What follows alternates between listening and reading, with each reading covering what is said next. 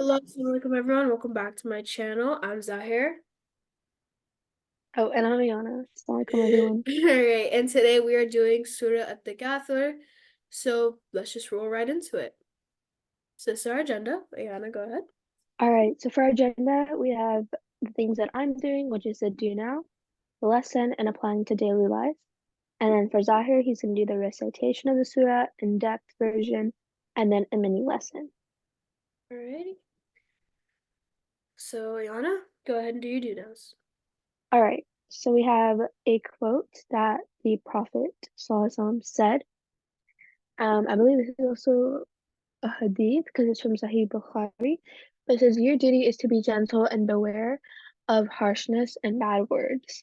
So really just stray away from that, straying away from being harsh and saying bad words that really just they're not needed. So that's what the Prophet always says. The real fact about Ramadan is not about abstaining from food, it's about focusing on one's faith to become a better Muslim. The purpose is not just to refrain from sins for a month, but to abandon them permanently. The month of Ramadan is a gift from Allah, a time to devote oneself entirely to Allah with both body and soul. Utilize, utilize the night and worship, read the Quran, and spend quality time with family.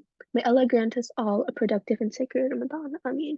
So basically, what this is saying about Ramadan is that a lot of people think is just staying away from food, but it's so much more than that. It's like extremely just so much more than that.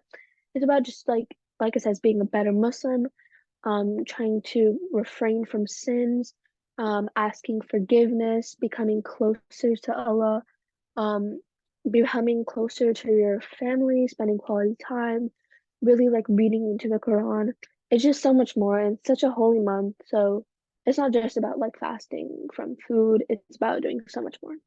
For our, what are you doing, Sahir? What? The little mouse. Okay. For our Arabic word, or not Arabic word, I'm sorry. For one of Allah's names, it's Ar-Rahman, which means the beneficent one. Sorry, I can't pronounce that. Allah is the Ar-Rahman, the most merciful and gracious, one whose intense and perfect rahmah, which mercy, embraces the whole creation. So you guys have probably heard Ar-Rahman Ar-Rahim. It's just saying the beneficent one, and then Ar-Rahim as well as one of Allah's names. And then we have dua for success. Oh Allah, I ask you for beneficial knowledge, goodly provision, and acceptable deeds. And yeah.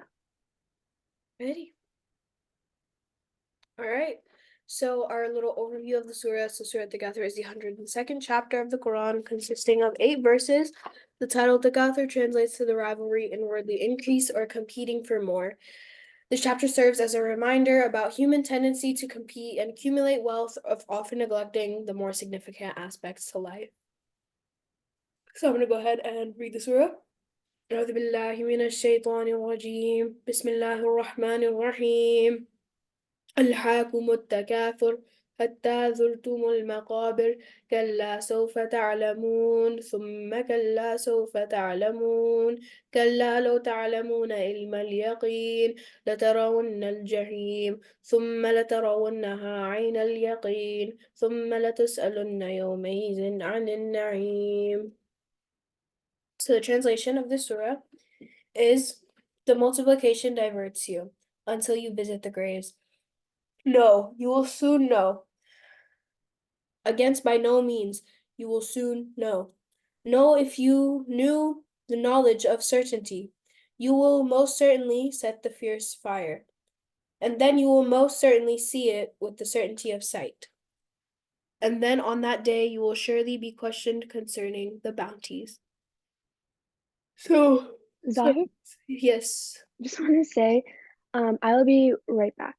Okay. Sorry guys, by the way, I keep yawning. I don't know what's going on. I think it's just the staying up late, waking up early, the whole thing with Tarawih and stuff like that, just it's getting to me. So yeah. Okay.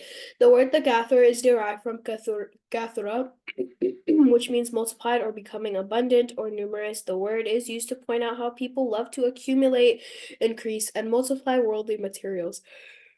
The tendency to pile up Ooh, let me hope Ayana's camera's not on. Let's hope. Please. Okay, good. Her camera wasn't on, guys. Sorry about that, technical difficulties. That's okay. I was just making sure. I was like, let's hope her camera's not on when she rejoins. No, no, no, I'll make sure it's So the tendency to pile up wealth diverts a person from his good sense. The real objective of life should not be to pile up wealth, but to do good and worship Allah. People who selfishly accumulate wealth do not realize the real objective of life until they are about to die.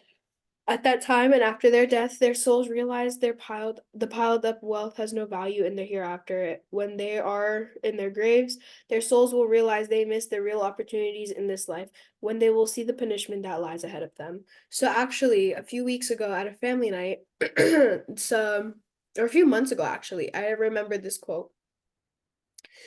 Um, the Imam said, take care of your health before your wealth, because wealth and health, they rhyme. And your health matters more than your wealth, because when you're really wealthy and you're really rich and you have a lot of money and you're about to die, where's that money has no value to you anymore. And there was no point in, caring more about that than your own health. So that is one thing, like one of the main things I learned from this surah and from that person. That's a great quote for you to remember, is take care of your health before your wealth. Remember that, everyone. All right, Ayana, give us a lesson and how can we apply this to our daily life? all right. The lesson is Surah Al-Qadr advises balance between personal gain and spiritual growth, reminding us of our life and that's temporary, and urging focus on lasting rewards in the hereafter. Life's temporary and life's temporary in nature. So, of course, our life is really the hereafter. So, really just balance between personal gain and spiritual growth. Try not to be too greedy, or of course, try not to be greedy at all, but also really like knowing your personal gain and then making sure you're really trying to get close to Allah and having a strong faith. Applying this to life, reflect on life's purpose, prioritize meaningful connections over excessive competition for wealth, and contribute positively to others. So, like Zahir said, what is that phrase that you said? Like, health Take before care of wealth? your health before your wealth. Yeah, that's definitely something that you should keep in mind. Yeah. All right. So now for my mini lesson. My mini lesson today is on Tawheed. So I'm just gonna pretty much just go small on this one today. So a key lesson in Islam is Tawheed, or emphasizing the oneness of Allah. There's only one Allah. We don't believe in more than one Allah.